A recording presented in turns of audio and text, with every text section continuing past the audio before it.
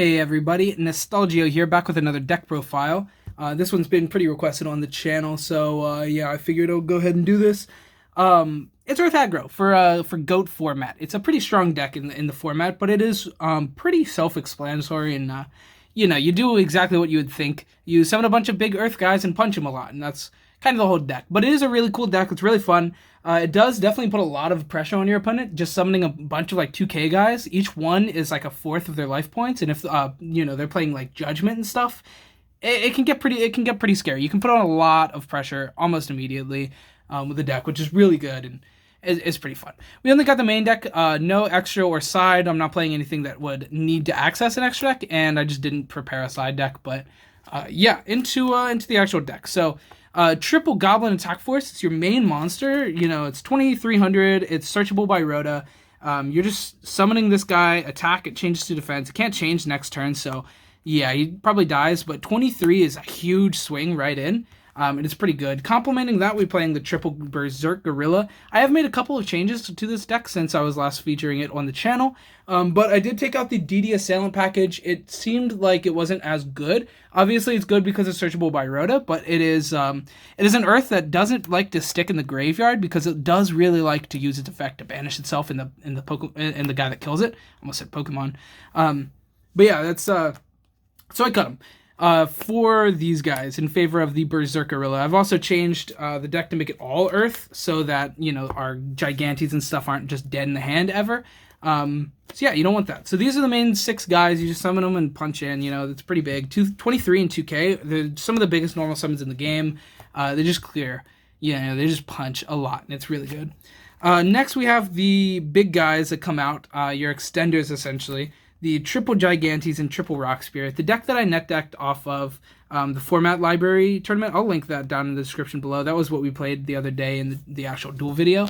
But it was only playing 2 of these, and I really like the idea of just super aggro. So playing all 6 is what I wanted to do, and we're playing all 6 of these guys.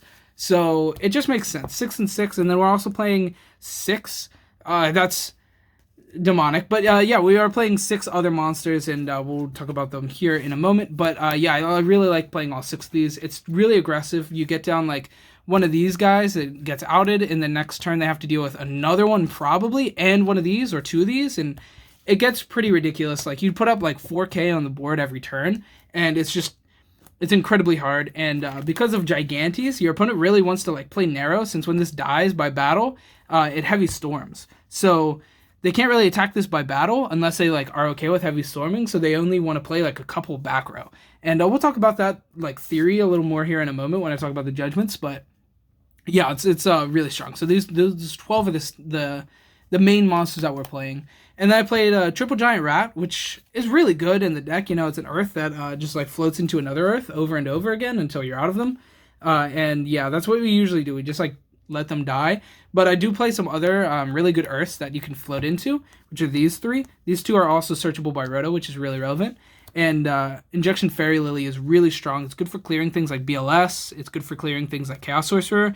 You get this guy out, your opponent's like, okay, I'll get greedy. I'll attack in with BLS. Now they'll probably just banish it. But if they did do that, you could just summon Injection Fairy Lily, and it's a fun time. Or even if they have like a BLS or a Chaos Sorcerer, like a big guy that you can't clear with like Gigantes, you just swing in and then bring out the Injection Fairy Lily, and then pay 2K to kill it. So it's really strong.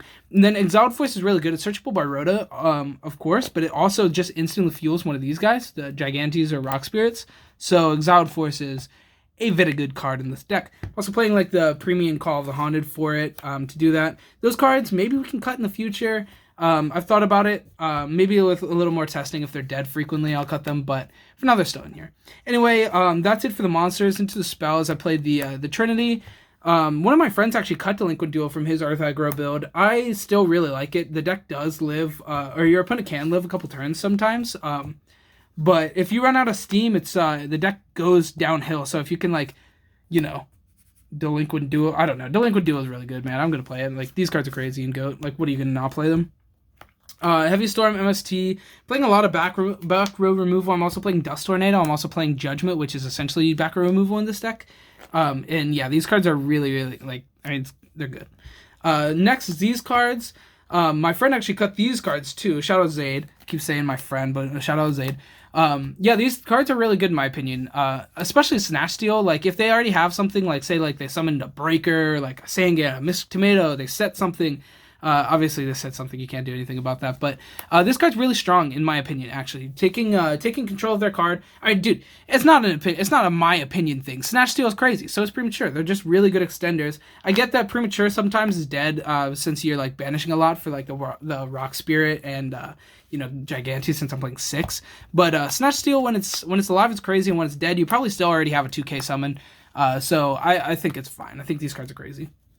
And then I played Double Rhoda. These cards are good. You have your main guy that you're probably searching, this guy, but you also have the Exiled Force and the Mystic Swordsman. So that's 5 targets for the Rhoda. It's just good. It makes our deck a little bit more toolboxy, not too much. We could still be playing things like DD Warrior Lady, maybe like 1 DD Assailant.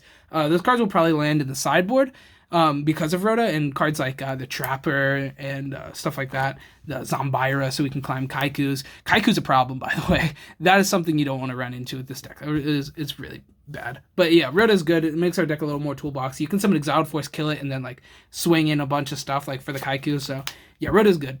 Then we played some Removal, Double Knock, and Double Smashing Ground. These cards are just good for the deck. I mean, obviously Knock's insane in this format. A lot of set cards. There's Dekoichi, there's Moth, there's the Jars. There's just so many really good Gravekeeper Spy. There's just so many really, really good cards that people set. So Knock is really good, obviously.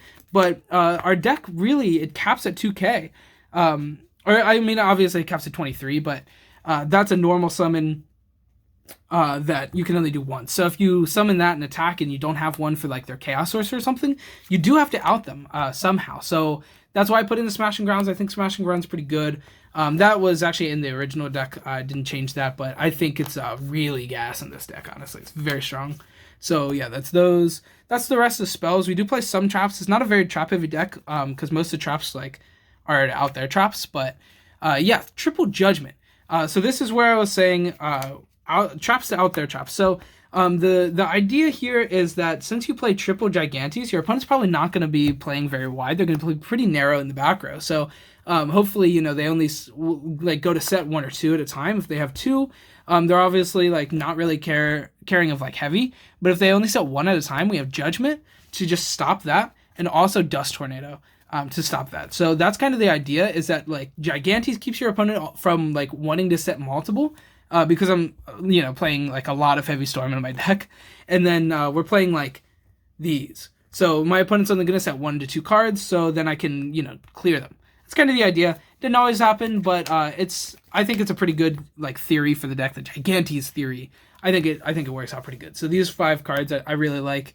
Could even play a 3rd Dust. I think it's a 3 in this format, right? Is it a 2? Oh man, we gotta look at the goat list. Anyway. Here's the rest of the trap cards, the Trinity of Broken cards, and 1 call. Still playing all of these cards. Like I said, you can maybe cut call just because of the fact that you want Earths to be in grave. So it kind of sucks when you only have 1 or 2 and you have to think, do I want to call or do I want to summon Gigantes? That's definitely something that can come up that would probably suck, but yeah, it's a very, very strong deck. In my opinion, I think this deck's actually insane. I think this deck's really, really strong in the GOAT format, and it's pretty fun. Anyway, that's just about it for the video today. Thanks so much for watching. I hope you enjoyed. If you did, leave a like, comment, subscribe. Makes a really, really big difference. Blah blah blah. YouTube. Have a good week. Goodbye.